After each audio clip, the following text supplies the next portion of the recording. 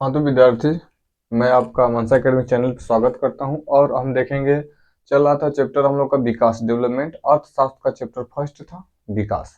ठीक है। और इसमें हमने आपको तीन चैप्टर में कुछ भी तीन चैप्टर आपको समाप्त कर, तीन चैप्टर का मतलब तीन पार्ट में हमने इस चैप्टर के बारे में बता चुके थे और इस चैप्टर का आज लास्ट पार्ट होगा। ठीक है। अब इसमें हम समझेंगे पहला पॉइंट, शरीर द्रव्यमान सूचकांक, BMI। शरीर द्रव्यमान सूचकांक क्या होता है यार? पोषण भी विकास का एक महत्वपूर्ण अंग है। विकास का सबसे महत्वपूर्ण अंग क्या है? पोषण। अगर आपके शरीर में पोषण बेहतर नहीं रहेगा तो आप विकास कैसे करेंगे? पोषण का न्यूट्रिशन जिसको हम बोलते हैं, अगर बढ़िया से आदमी खाए पिएगा नहीं, शरीर टाइट नहीं रहेगा तो पोषण कैसे होगा? जब आपका हेल्थ है तभी आपका वेल्थ है। हेल्थ इज वेल्थ, स्वास्थ्य ही सबसे बड़ा धन है। अगर आपका शरीर सही है तो आप कहीं भी मजदूरी करके, जैसे भी काम करके अपना जीवन व्यतीत कर सकते हैं। अगर आपका स्वास्थ्य सही नहीं है तो आप कैसे काम कर पाएंगे? ठीक है। तो कह रहे हैं पोषण भी विकास का एक महत्वपूर्ण अंग है। पूछेगा विकास का एक महत्वपूर्ण अंग कौन है, तो पोषण भी है। ठीक है, उसमें जरूरी। तो पोषण किसका महत्वपूर्ण अंग है? विकास का। अंतर्राष्ट्रीय स्तर पे कोई व्यक्ति कुपोषित है, अंतर्राष्ट्रीय स्तर पे कोई व्यक्ति कुपोषित है या कुपोषित नहीं है, यह बताने का कुपोषित का मतलब क्या होता है? कुपोषित का मतलब आदमी का शरीर एकदम, देखते हैं कुपोषित का सबसे मुख्य पहचान क्या होता है कुपोषित का, कि आपका शरीर, कुछ लोग ऐसे होते हैं, बहुत से ऐसे लोग आप देखते होंगे अपने गांव समाज में, कि कुछ लोगों का शरीर मतलब मुंह एकदम पतला रहेगा। ठीक है। मैं सोचेगा हम अपने कहते, ठीक है, शरीर एकदम, मुंह उसका पतला रहेगा, और जो पैर है वो भी एकदम पतला हड्डी की तरह, अब पेट निकला रहेगा। पेट एकदम है तना से है पूरा, ऐसे ऐसे चलेगा। ठीक है, चलेगा। पेट एकदम मोटा, गोड़ एकदम सुखाए कंडी हो गल बा, समझ रही? एकदम कंडी के मतलब देखते हैं डंडा जो हो जाता है, कंडा बोलते हैं, एकदम पतली सा। पैर हुए हाल, मुड़ी को हुए हाल, अब आदमी चलेगा कैसे? चलेगा तो उसका पेटवा से थल थल करेगा, अब गोड़वा एकदम हड्डी दिखाई देगा, है कि नहीं? वही बोलते हैं कुपोषित है आदमी। तो कुपोषित है कि नहीं, ये निर्धारित करने का काम कौन करता है? शरीर द्रव्यमान सूचकांक, जिसको हम बोलते हैं BMI। पूछेगा प्रश्न कैसे, कि विकास का एक महत्वपूर्ण पहलू कौन आ सकता है, तो पोषण भी विकास का एक महत्वपूर्ण पहलू है। दूसरा चीज, अंतर्राष्ट्रीय स्तर पे व्यक्ति कुपोषित है कि नहीं है, व्यक्ति सही है कि नहीं है। सही होने का मतलब ही ना है कि गलत सही, मतलब व्यक्ति स्वस्थ है कि नहीं है, कुपोषित है कि नहीं है। कुपोषित का मतलब शरीर कैसा है, एकदम मुंह धसल बा, गोड़ एकदम ऐसा, पेट ऐसे दिख के चलत हो ऐसे, इसको ये क्या कुपोषित का कारण है ना। तो अंतर्राष्ट्रीय स्तर पे व्यक्ति कुपोषित है कि नहीं, ये निर्धारित कौन करता है? BMI। तो BMI किसको निर्धारित करता है, आप कुपोषित हैं कि नहीं है। ठीक है। दूसरा चीज, तो BMI का फुल फॉर्म याद करो, body mass index. Body mass index, body mass index, body का मतलब शरीर, मास का मतलब द्रव्यमान, इंडेक्स का मतलब सूचकांक। तो याद रहे, परीक्षा में पूछता है BMI का फुल फॉर्म क्या होता है? Body mass index, body mass index, शरीर द्रव्यमान सूचकांक, शरीर द्रव्यमान सूचकांक। याद रहे, आपका सूत्र ही इसको पूछता है। इससे प्रश्न आने की संभावना बहुत ही कम होता है, इसलिए सूत्र जरूर याद कीजिएगा। BMI कैसे निकालते हैं? व्यक्ति का भार किलोग्राम में बटा लंबाई का स्क्वायर, लंबाई किस में रहेगा? मीटर में। तो BMI का पूछेगा, BMI का सूत्र बताइए क्या होता है? व्यक्ति का भार केजी में तथा लंबाई किसमें? मीटर में। लंबाई का स्क्वायर कर देंगे। व्यक्ति के भार का मतलब आप कितने केजी के हैं, आपकी लंबाई है, उस लंबाई को मीटर में बदल के इस लंबाई का क्या कर देंगे? स्क्वायर कर देंगे। ठीक है। तो BMI समझ में आ गया। BMI की याद रहे, मुख्य चीज BMI का full form body mass index, body mass index, Hindi क्या होगा? शरीर द्रव्यमान सूचकांक, शरीर द्रव्यमान सूचकांक। BMI का सूत्र व्यक्ति का भार केजी में, व्यक्ति का भार केजी में बटा लंबाई स्क्वायर, लंबाई का स्क्वायर किसमें? मीटर में, लंबाई का स्क्वायर मीटर में। आगे देखिए कुछ बिंदु इसके लिए, यदि किसी व्यक्ति का BMI 18.5 से नीचे है तो, यदि किसी व्यक्ति का BMI अगर निकालेंगे तो निकालने का क्या होता है? लगभग एज जो होती है, कैसे, इसका मतलब ये नहीं कि अब जो छोटा बच्चा 8 साल 10 साल 12 साल 14 साल आप लोग हैं, आपका BMI निकलेगा तो आपका 18.5 से नीचे ही BMI आएगा। ठीक है।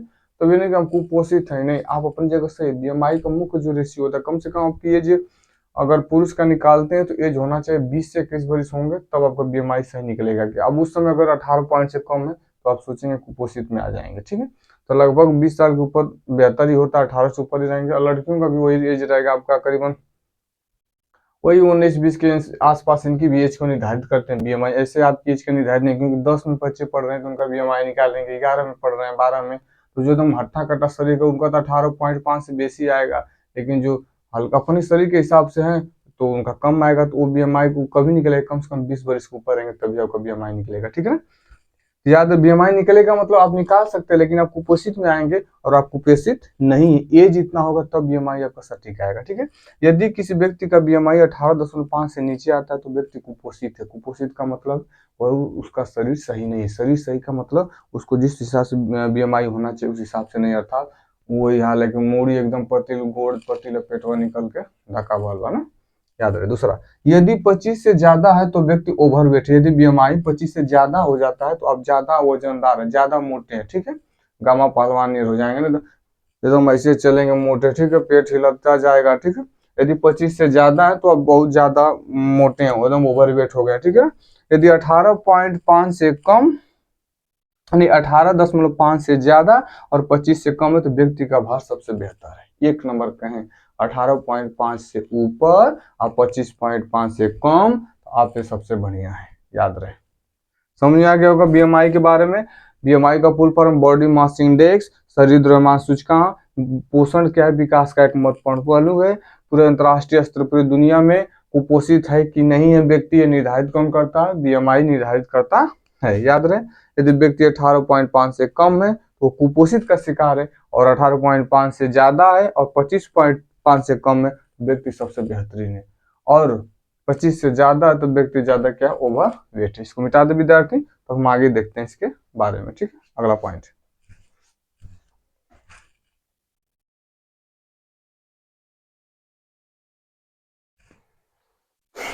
हाँ तो विद्यार्थी अब अगला टॉपिक देखेंगे। इसमें मानव विकास रिपोर्ट, विकास को मापने के लिए सर्वोत्तम तरीका, ठीक है।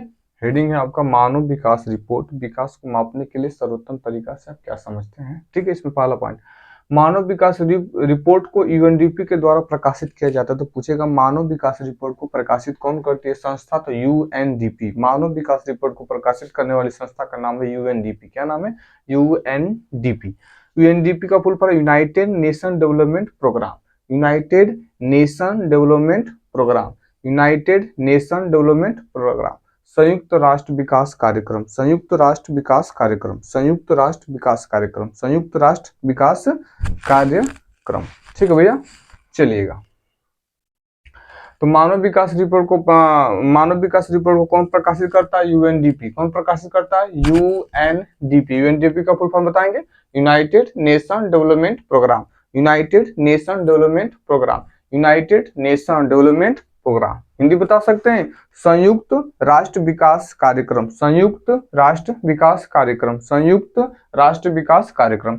अब देखेंगे जो ये प्रोग्राम है, जो यूएनडीपी है, यह रिपोर्ट 3 मानदंडों के आधार पर देशों की तुलना की जाती है। अर्थात यूएनडीपी जो है इसके जो क्या करती है, प्रकाशित करती है मानव विकास रिपोर्ट को, कि कितने आधारों पर देशों में तुलना की जाएगी, कौन सा देश बेहतर है, कौन सा देश बेहतर नहीं है, ठीक है। तो 3 आधार, पहला आधार क्या है, जीवित मानक, अर्थात प्रति व्यक्ति आय क्या है, पूरे संसार में कैसे प्रदर्शित करेंगे कौन सा देश सर्वश्रेष्ठ है, कौन सा देश बेहतर है, भारत की कंडीशन उसमें क्या है। तो सबसे पहले जीवित मानक अर्थात प्रति व्यक्ति आय को दर्शाया जाएगा। अर्थात जो मानव विकास रिपोर्ट को यूएनडीपी प्रकाशित करता है उसे मानव विकास रिपोर्ट के आधार पर 3 मानदंड बनाए गए कि कौन सा देश बेहतर है, ठीक है। तो पहला है कि जीवित मानक का मतलब होता है प्रति व्यक्ति आय, कि एक व्यक्ति की आय कितना है, अर्थात उसका इनकम कितना है, उसी आय के आधार पर हम देशों में तुलना करेंगे। दूसरा क्या, स्वास्थ्य की स्थिति, स्वास्थ्य कितना है व्यक्ति, स्वस्थ है या नहीं है, ठीक है। स्वास्थ्य का मतलब अर्थात जीवन प्रत्याशा वो कितने वर्षों तक जी सकता है, एक औसतन। एक व्यक्ति के जीवन को कभी हम नहीं कह सकते कि हम 100 वर्ष जिएंगे, 200 वर्ष जिएंगे, 50 वर्ष जिएंगे, आज जाए कल टपक जाए, जीवन का कोई भरोसा भैया नहीं। तो स्वास्थ्य की स्थिति का मतलब जीवन प्रत्याशा कि एक व्यक्ति औसतन कितना वर्ष जी सकता है। लोग औसत निकालते हैं, ठीक है। इस जनरेशन को देखते हो लगभग औसतन निकाला जाए तो व्यक्ति 60 वर्ष तक जी सकता है, 70 वर्ष तक जी सकता है। तो दूसरी चीज क्या है कि जीवन प्रत्याशा को निर्धारित की जाती है कि हाँ किस देश में कितने वर्षों तक व्यक्ति जी सकता है। किसी में 60 जीते हैं, किसी में 80 भी जीते हैं, कहीं कहीं के लोग चाइना में चले उधर साइड में बहुत ज्यादा तक आयु लंबी होती है। तीसरी, लोगों का शैक्षिक स्तर क्या है, दुनिया में हमको तुलना करना, तो शैक्षिक स्तर का मतलब शिक्षा, उनका एजुकेशन में स्तर क्या है, भारत का एजुकेशन स्तर कितना है, अमेरिका का कितना है, ब्रिटेन का कितना है, रूस का है। तो 3 मानदंड बताए गए मानव विकास रिपोर्ट को प्रकाशित करने वाली जो संस्था है वो उसमें बताया कि मानव विकास कैसे जानेंगे कौन सा देश बेहतर है, तो 3 मानदंड। पहला जीवित मानक अर्थात प्रति व्यक्ति आय, उनका आय कितना है। दूसरा व्यक्ति कितने वर्षों तक स्वास्थ्य की स्थिति अर्थात कितने वर्षों तक औसतन वो व्यक्ति जी सकता है। तीसरा लोगों का शिक्षा कैसा, शिक्षा का स्तर कितना है, कहाँ शिक्षा, किस देश में कितना बेहतर शिक्षा है, किस देश में शिक्षा का स्तर कम है। ठीक है, समझ में आ गया। अब कुछ पॉइंट दिए जो इनको बहुत ही जानना आपके लिए जरूरी है। ठीक है, पहला पॉइंट है मानव विकास रिपोर्ट 2014 में भारत 135वें स्थान पे था। तो एचडीआई की रिपोर्ट के अनुसार 2014 में भारत का स्थान कितने है, 135 है। कितना विद्यार्थी, 135 है। जबकि कह रहा है कि 2004 में भारत का स्थान कितना था, 126 था। कितना था, 126 था। किसी के कितना चला गया, 135।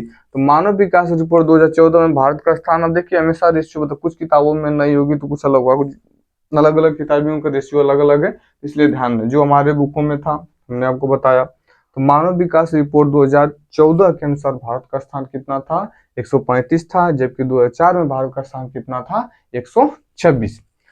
कह रहा है कि दक्षिण एशियाई देशों में श्रीलंका भारत से आगे है। याद रहे, पूछ सकता है प्रश्न में। दक्षिण एशियाई देश का मतलब एशिया में बहुत सारे देश आते हैं, उसमें दक्षिण साइड में जो देश आते हैं उन देशों में जो भी है, तो एशिया में, पूरे दक्षिण एशिया में भारत से बेहतर कौन आगे निकल रहा है, श्रीलंका। कौन विद्यार्थी, श्रीलंका। अगला बोल रहा है एचडीआई का फुल फॉर्म एकदम याद कर लीजिएगा, human development index. Human development index, human development index हो गया। एचडीआई किन चीजों पे बल देती है, याद रहे, स्वास्थ्य पे। बेहतर से बेहतर स्वास्थ्य होना चाहिए, पूरी दुनिया को बताती है कौन सा देश बेहतर, तो स्वास्थ्य होना चाहिए। एजुकेशन, शिक्षा, शिक्षा बेहतर होना चाहिए, हर देश में तुलना की जाती है।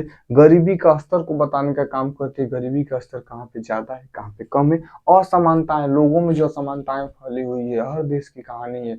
लोग निम्न जात, बड़ी जात, छोटी जात में बटे हुए, उस समुदाय इस समुदाय से आपस में मनमुटाव की भावनाएं बनती रहती है।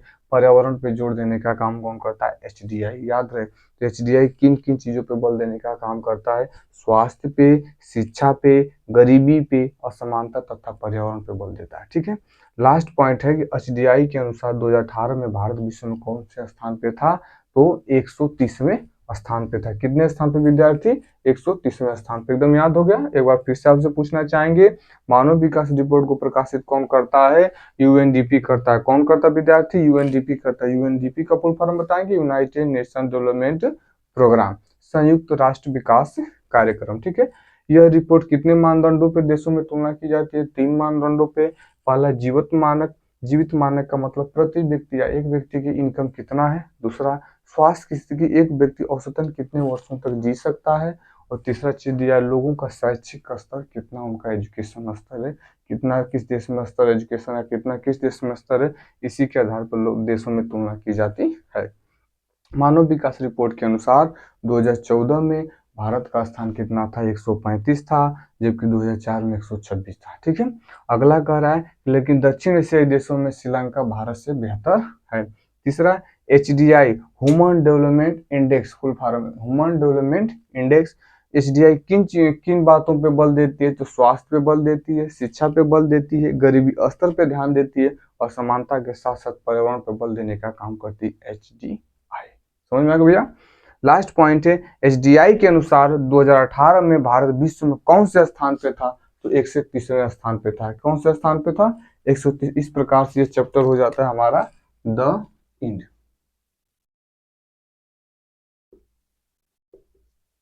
अब हम क्या करेंगे, अगले दिन आपका अगला चैप्टर पढ़ाएंगे। ठीक है विद्यार्थी, आज के लिए बस इतना ही।